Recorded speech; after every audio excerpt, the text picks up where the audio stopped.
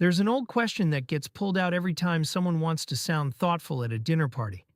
Does art reflect society or shape it? It's a bad question.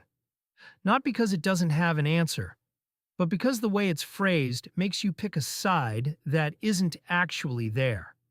Mirror or hammer, passive or active, as if the only two things a painting or a film or a song can do is either report on the world or rearrange it.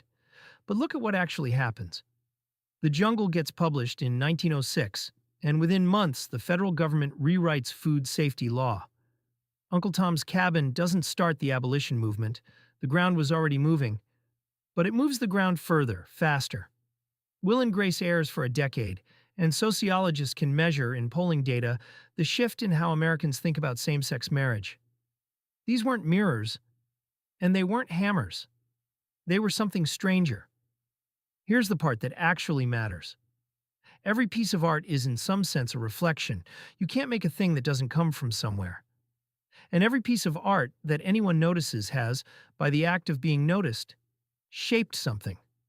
A conversation, a mood, a vocabulary. Reflection and shaping are the same process caught at different moments. Which means the real question isn't whether art reflects or shapes. It's who decides what's worth reflecting. And who benefits when it does.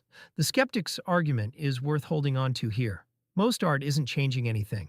Most art is selling something, or confirming something, or making someone feel clever for an hour.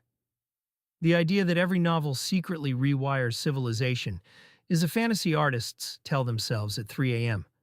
But the exceptions, the work that actually moves something, always do both at once.